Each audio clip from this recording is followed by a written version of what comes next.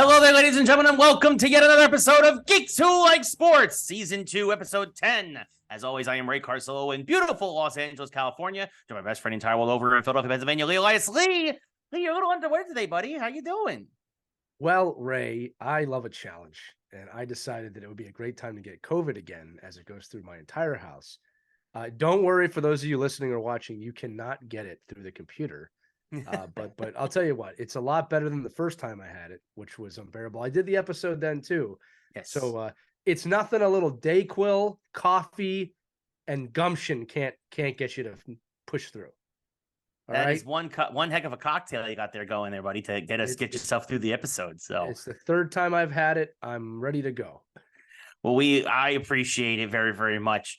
So much so that I went finally to Home Depot and got myself a power drill, which was an adventure in of itself. And I hung my sign finally from a couple weeks ago. As you can see here, if you're watching at home, you can see the sign is hung up. A friend of mine actually sent me this tiny little also lights here underneath the sound wave, which is the PlayStation symbols, the triangle, square, X, and circle. They both light up, but they don't appear well on camera. No, it's like they're both iconic. I mean, the PlayStation controller letters are iconic in shapes. Yeah, the symbols. And that Geeks Who Like Sports thing on your wall looks pretty darn good there, buddy. I like the way it looks. I agree. It looks almost like I've got like an actual, not quite as good as your set, but definitely slowly making some progress there. I like it. Let's give a quick shout out to ultimatehockeyfans.com for making us that. They do all types of wall art, not just hockey and not just Geeks Who Like Sports banners, but if you have anything you want to make a wall art image out of, ultimatehockeyfans.com will help you out. Fantastic small business. I know the people that work there. It's just a few people. It's one of those things, you help them, you're really helping their families, so forth and so on. But Ultimate Hockey Fans made that for you. They made all of the set pieces for me. And they're good friends of ours over there. So thank you, Ultimate Hockey Fans. I didn't mean to make that sound like an ad. It did, but maybe I'm just trained that way. Yeah, no, that's the thing is we speak in soundbite. It's not our fault. It's just the way we're just trained that way. That's very true. I wish I'm going to get downstairs and be like, Janet, you know what would be great? A nice wholesome cup of Cinnamon Toast Crunch cereal with lactose-free milk. I enjoy that when I come home from hockey some nights or when I'm just generally hungry. Cinnamon Toast Crunch.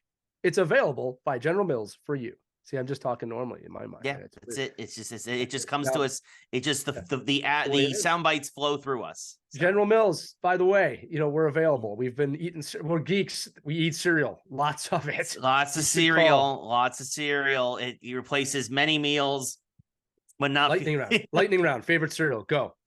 Reese's Pieces Crunch. No, I said cereal, not dessert.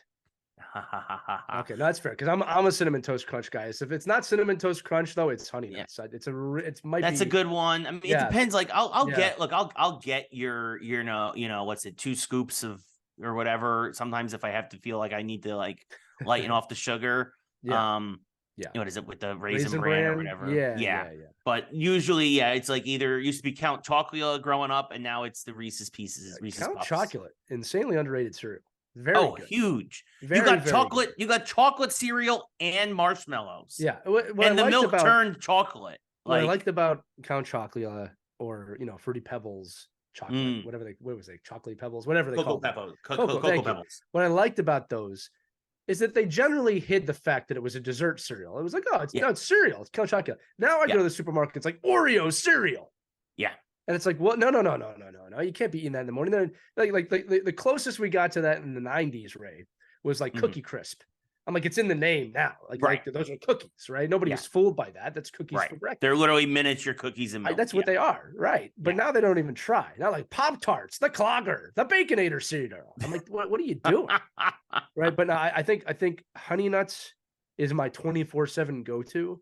Yeah. And I think Cinnamon Toast Crunch is like my late night snack go-to. Yeah. I do eat it in the morning. That's almost your dessert. Cinnamon's almost a dessert. It almost. So it's the delicacy of cereals. Yes. There you go. We want to know what you think. What do you think? Yeah, it's not quite a matchup, but it definitely is a topic for discussion. Yeah. What's your favorite cereal? Comment below. It's a good way to start the episode. Now we got you hooked in. Now you got to stay the rest of the episode. Now you got to stay. Yeah, this is gonna be a fun one. This is gonna be a quick one.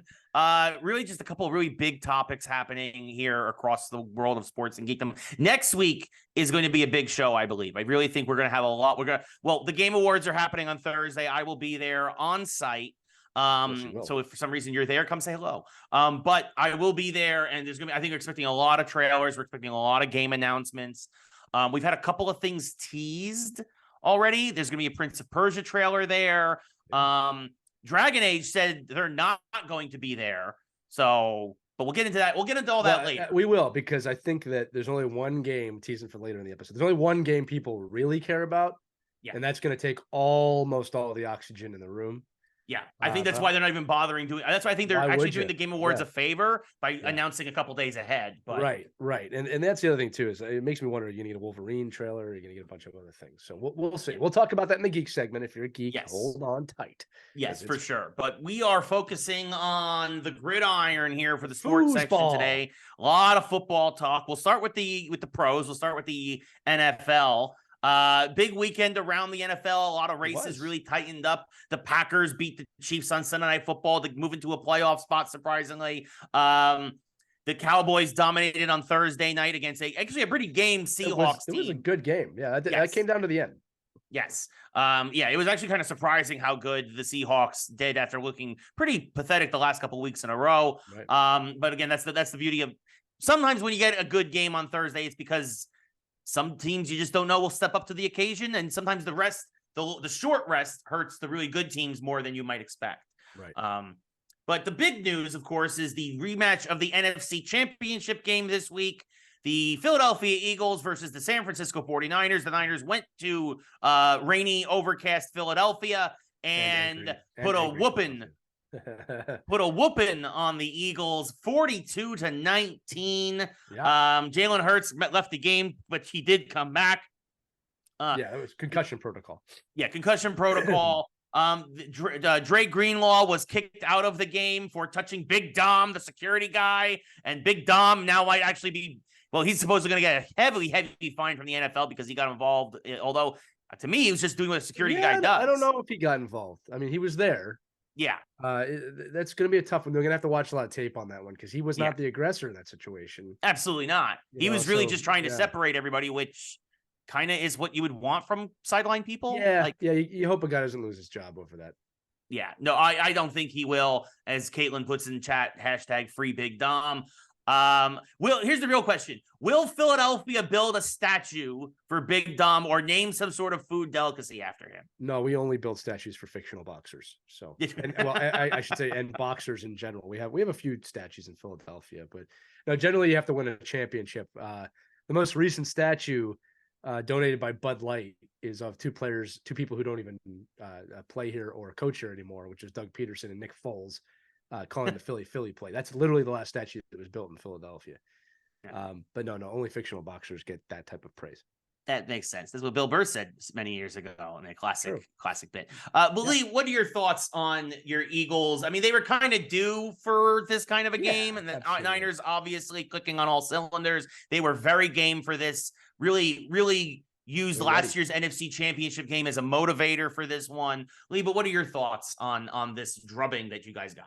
Well, a few things. I think broadly, as a football fan, this was a good week for football because it really has set up now the next few weeks, and the matchups are going to be very interesting. Suddenly, several divisional titles are in play, depending on how teams play out those games. So that's good for football. I love parity. Okay, you know that. I love not knowing who's going to win.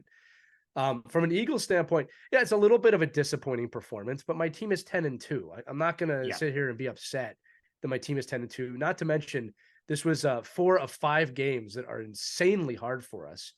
And I think they said on the TV, if you told us we'd be 3-1 after these 4 games, I said a few weeks ago, if we go 500, I'll be happy. Yeah. All right. So we're already going to be over that no matter what you do. Yeah. We're playing a very good Dallas team next week, I believe. Right. Yes. So this is going to be, it's setting up for some drama. It's setting up for some disappointment. I think the Eagles season's going like Eagles games is they're going to keep you on the edge of your seat right till the end of the season.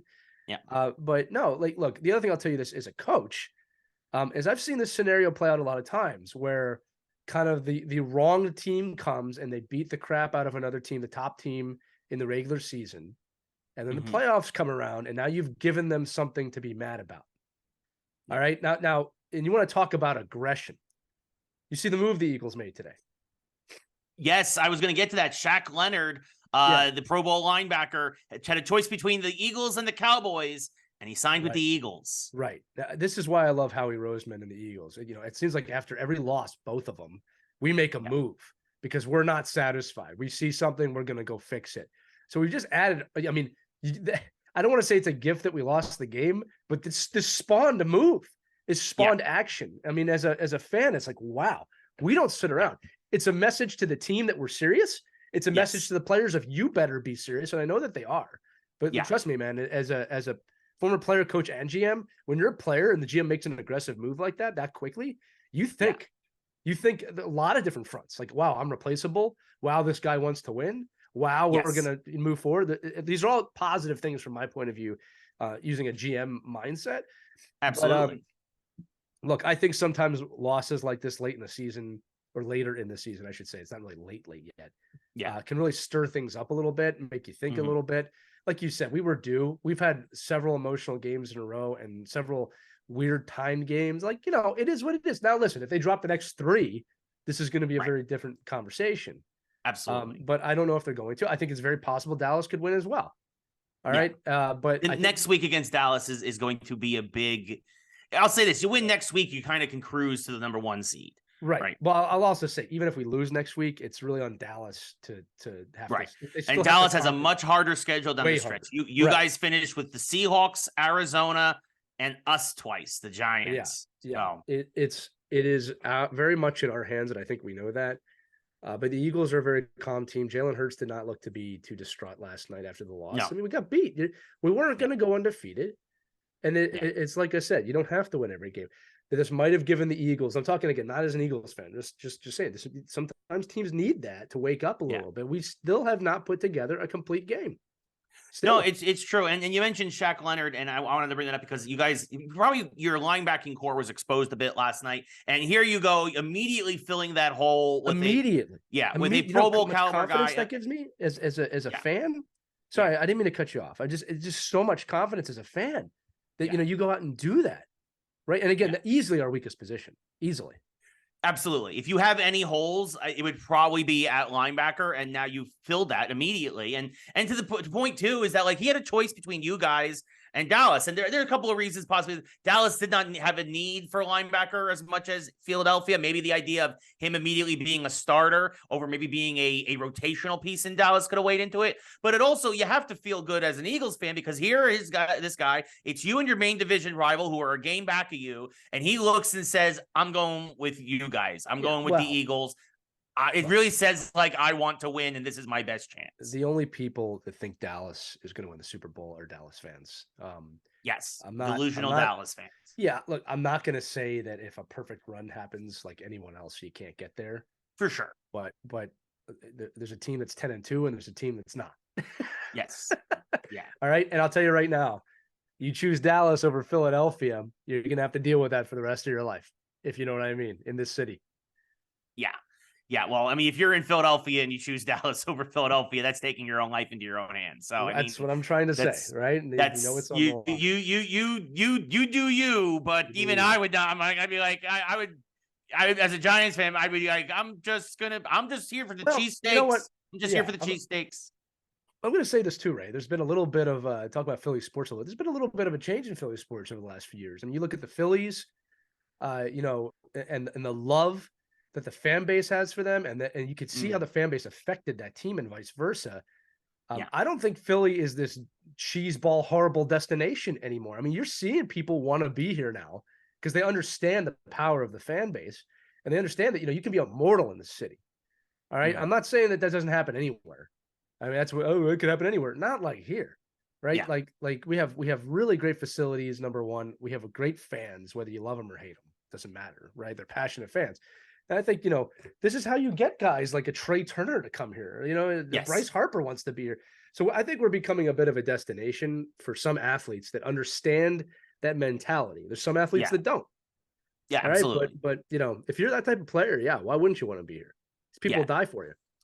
Yeah, I mean, and that's the thing is like if you know, again, it's one of those cities, you know, Philly, New York, you win in those cities, you are truly immortal. Like immortal. Yeah. You know, I mean, you win in Houston and you're part of a cheating scandal. You know, No, I mean, there's a huge difference. Or Michigan. I mean, that's happening there now too. We'll get to that in a minute. Yeah, no, for sure. Oh boy, we will. But yeah, no, it is something to see for sure. And speaking of New York, you know who's not going to win anytime soon in New York? The Jets. Everybody but the Rangers. Well, everybody, yeah. Well, that's also true. Everybody but the Rangers, but in particular the Jets. And despite they lost 13-8 yesterday against somehow first place Falcons, who were 6-6. Yeah. But the Jets now 4-8, and they have a problem. I mean, they've had a problem at quarterback. Zach Wilson, there was rumors that they were going to go back to Zach Wilson, and Zach Wilson says he refuses now to play anymore for the Jets. And honestly, with the way he's been treated, I kind of can't blame him. But at the same time, if you want to continue your NFL career, you also might want to put a couple of decent games under your belt, even if you do want to go elsewhere. Lee, I want to get your perspective on this, obviously, as the athlete. Like, obviously, Zach Wilson has been disrespected by the fans, by the media, and understandably so. He has not lived up to the expectations of a number 2 overall pick. But, is he in the right here saying, well, you guys want me, suddenly now you want to come crawling back to me after starting Tim Boyle and Marcus Semien, and now you want me to start again? And I refuse. I understand his point of view, but Lee, what is your thought from the athlete and also as the coach? I just watched this great documentary on Barry Sanders and how he just retired out of the blue with the Lions. Yes, and because he hated his general manager. Well, one of the people being interviewed said this, and I think this is very true of Wilson, was that half the people are going to get it and half the people aren't. He said like half the people are like, yeah, I can understand why he wouldn't want to play for this team anymore. Yeah, I think that's the situation. The Jets are not a cursed organization; they are a horrendously run organization. Absolutely, the lack of team culture, the lack of continuity, the typical, and just let me say it right, the typical New York move, which was done the wrong way, in just we'll get the star quarterback and that'll fix our freaking problems. Yeah, all right. The Yankees are a team that had done that right. In terms of in the past bringing in stars, they're not doing it right and done it wrong too. But to be fair, wrong too. Oh, we got a great quarterback. No, you got an older quarterback. Yeah, who is great and a Hall of Famer. Yes, but if you thought that was going to solve your problems, all right. And people say no. If Rodgers was here, we would be winning the division. I mean, you'd be a little better, but I don't. You would definitely you wouldn't be 4-8. I'll say that. I'll agree with that. You might you're not a Super Bowl team. 6-6. Yeah. Yeah. So it's one of those things of like, I kind of take a step back. I'm like, yeah, I get it. I mean, this kid was never given a chance. I mean, he had that ghost comment a few years ago, right? And on the field. And, I think that was Darnold. That was Sam Darnold. You're right. That was Darnold. I'm sorry. Who was the Ghostbuster, ghost seer. My point is, kid's never gotten a fair shake. This is supposed to be his year to learn under one of the greatest quarterbacks ever. They bench him. Now they want him to come back in. It's like, what are you doing, guys? What are you doing? They should have just stuck with him the whole season. Typically, again, they fall in the trap. Oh, we might make the playoffs. You're not making the playoffs. No, you're 4-8. Yeah, you're 4-8. What are you doing? And that and that leads me to my next comment is that Aaron Rodgers has started practicing again. Yeah, I saw that. I mean, supposedly he wants to play in as soon as 2 weeks against the Washington Commanders. But Lee, again, assuming the Jets will lose next week and fall to 4-9, the season's over. Yeah. Why rush him back from a possible Achilles? Because he's 39 years old and the guy wants to play as much football as he can before he retires. I mean, like, I think the other thing too is he probably needs to know that his Achilles is going to hold up before he commits to another year. Right. I mean, just from a physicality standpoint. So that I think that's what's going on. It's let me get in there. Let me see what it does. Unless a doctor says to him, look, you need 2 more months to let this heal. And I think if that happens, he'll sit out. I really do. All right. But I think if it's good and he's ready to go, they're going to throw him in. I think, and Ray, again, from my point of view, it's like, it's somewhat of a safe environment in the sense of like, no one's going to be clamoring for him. Right. Like it's not like they're going for a playoff spot. It's a nice, easy place for him to be competitive. And there's also, no pressure for him to win. Yeah. And the other thing too, is like, I'm speaking as an athlete. We want to play, you want to play. Right. So he's a competitor. He always has been, no matter what anybody thinks about him personally. He's going to play as soon as he can play. Is that the right decision? If he was 27, no. But 38, 39, this might be it for him. So I get that, right? From a certain point of view. It's pointless, but so is signing him. No, it's a good point. It's trying to put a Band-Aid over a gaping flesh wound. It's Yeah, and you give a the Jets severed fans limb. some hope. If he goes in there and wins a couple games, I mean, you give him some hope for next season. It's when Brett Favre went to the Jets. It literally, Aaron Rodgers is doing everything Brett Favre did. Yeah, just didn't go to Minnesota. That's it. Yet. Yeah. That was one of the weirdest things. I was like, really? Yeah. That's the move you want to make? Yeah. Well, I mean, he did take the Vikings to the NFC Championship. I know. It's amazing. It's amazing. Yeah, and they still lost. He's gonna live knowing that he took the Vikings to the NFC Championship. Yeah. So. Oh goodness, but yeah. So yeah, we're interesting week around the NFL. A lot. We still have Monday Night Football between the Jags and the Bengals, which should be a decent one. Although the Bengals without Joe Burrow are a shell of their former selves, so the Jags should continue to hold on. But a real tightening race. Pittsburgh lost, Cleveland lost. Meanwhile, Indianapolis and Houston both won. So you have 4 teams at 7-5 for 3 playoff spots in the AFC. That's great. I love it. Yep. With 5 games to go, it's going to be divisional matchups. It's going to be head to head. It's going to be really interesting to see how, if there is a tie, how things shake out. And speaking of ties, speaking of tiebreakers. Oh my God. This is the big news on Action News tonight. Yes. So last week, I wish David Zaslav to get hit by a bus. This week, I want the 13 Shadow Council committee members in college football. It's going to be a new recurring thing. It's a new segment. Who does Ray want to have step in front of a bus? The 13 people who picked the college football playoff. All of you collectively, you can hold hands, jump off the curb, and step in front of the bus. You morons! How could you fit that much stupidity into a single room? I don't understand. For those who may not be, it's all about the money. For those who may not be familiar with the situation, let me paint the picture for you. We said it a few weeks ago. If you are undefeated, you should be in the college football playoff. The games need to matter. Now, Michigan did their job. They won. They went undefeated. They're the number 1 seed. Washington did its job. It won. It went undefeated. It's the number 2 seed. Now, this is where things get interesting. Alabama beat Georgia, formerly undefeated, and understandably so. Georgia, now not undefeated, out of the playoffs. Still top 10, understandably so. You don't go from 1 to 15, but none of the playoffs anymore. It was a great game. It was a fantastic game. Also, Texas won, but they have 1 loss. Alabama now only has 1 loss. That 1 loss, by the way, came to Texas, who went into Tuscaloosa and won by 10. So Texas has this thing called the head-to-head matchup.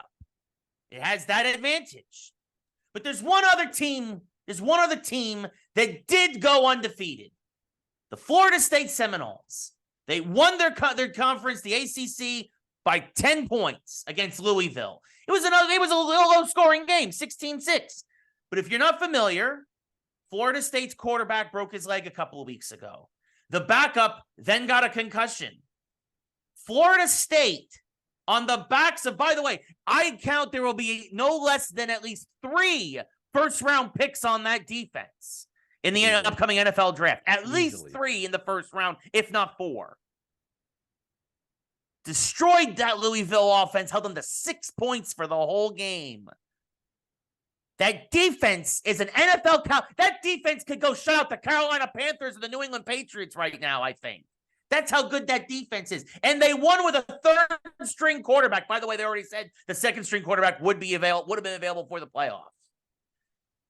The undefeated season from a Power 5 conference school. We don't want you in the playoffs. Nope. We're going to take Bama and Texas. Because but Bama's been playing better lately. They have 1 loss. Texas, the playoff should be Michigan undefeated, Washington undefeated, Florida State undefeated, and then Texas because they have the head-to-head with Alabama. That's your playoff. The regular season games have to matter because if you decide to now willy-nilly but Bama's playing better right now. You just said the first 10 weeks of the season don't matter. Your regular season doesn't matter. This is why I've always had an issue with college football. I've always had problems getting into it, not just because I'm from Jersey and Rutgers has been terrible my whole life, but because it is this willy-nilly, political, money-grabbing, backroom bullshit. You are not a real sport, college football, because the games don't matter. And you just proved it this weekend with this garbage decision by your shadow council of 13 boneheads that should step in front of the bus. Lee, your thoughts. Oh, I've got a lot of thoughts on this one, Ray. So they're expanding the playoffs next year. We know that, right? Thank goodness. To Either next year or the year after, very soon, yes.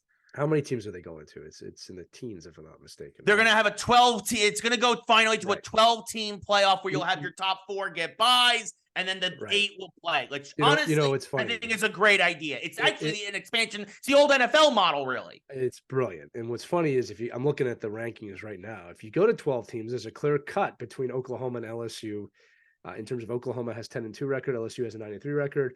Yeah, clear cut. It would have just been. It would have worked out. I think, Ray, this is my conspiracy theorist. This 13 person group, they know next year, it's going to be all fixed next year. So we might as well make as much money as we can this year. Alabama is a much bigger draw for us than Florida State. And I'm not knocking the Seminoles, humongous program. But they probably people want to see Bama and Michigan. They don't want to see Florida State with their quarterbacks injured.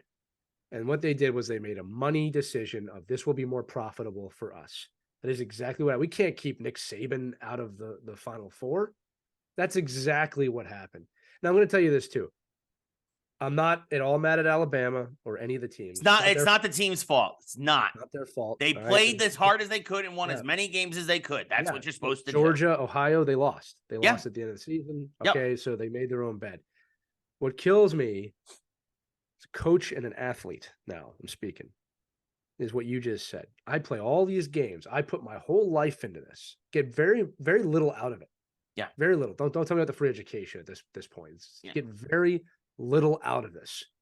For somebody who doesn't even play the games to decide my fate is no different than an official making a call at the end of the game that is so devastating that it's going to decide the game.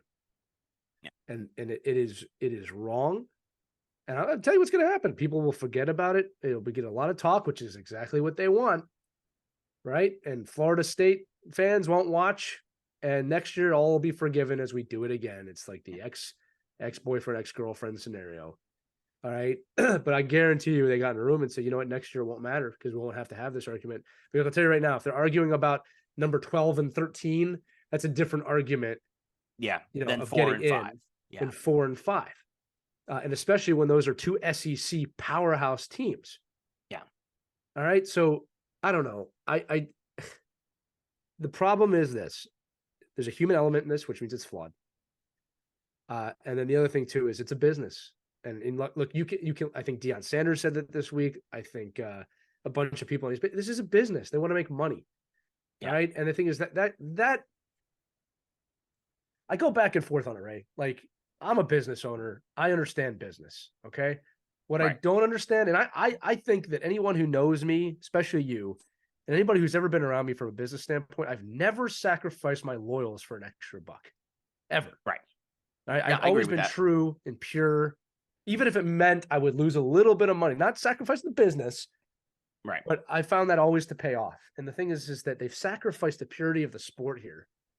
Mm-hmm. And it's like there are not many institutions left in America that are somewhat pure. But the idea that you show up on whatever day you're playing and someone wins and someone loses is pretty darn pure. We can't even have an election anymore without debating wins and losses. Yeah. Which is really sad on multiple fronts. All right, but the thing about, the Eagles, they lost the game on Sunday. They lost it. I can sit here as we lost the game, or better yet, the Niners won that game. It's not that we lost it. That it Right. was done. There's no. I'm not questioning They it. were the better team. There's no question about it. That Right. day. That day. But now it would be like, you gotta say, it'd be like, oh, okay, well, the Eagles are not the number 1 seed anymore because the Niners won yesterday. Right. That's what it would be. Exactly. Exactly. It'd be saying, oh, the Detroit Lions are now the number 1 seed in the NFC, Right. and the Houston Texans have been playing great lately. They've been playing great. We're gonna give them the number 1 seed in the AFC. Right. Like, it's like, how am I supposed to want to? I don't think I'm going to watch. I don't want. No, I mean, me neither. Watch. That was going to be my next point. Was like I am, and especially here in LA, because LA is still very much a college sports town. Like, as much as people don't want to admit it, it is more about college out here in LA than it is the pros in every sport. So I've gotten more into college sports here by osmosis. I will not watch any of this college football season brutal. because it doesn't matter. It doesn't matter. There's one more thing I want to say about this. You got to watch the video of the Florida State players after they find out they didn't make the cut. Yeah. And the complete devastation on their face. Now, here's the thing. I don't think Alabama, I think they would have been equally as devastated, but I think people would have understood. Yes. I think people would have been like, you know what? Man, those are 2 great teams. They both could have been there, but Florida really earned it this year. Yeah, they're the undefeated team. You look at the record and be like, yes, they won 13 in a row. Yeah. It's like, I just can really see, and the fact that you have another team with a loss in there. Right. It just blows my mind. And again, and that's the thing. And again, I get it. And Texas, also a Power 5 champion, but Texas beat Alabama in the regular season. So they have the head-to-head. There's your tiebreaker. And then you have a team in there who was accused of cheating this year. Well, that's a whole other thing. We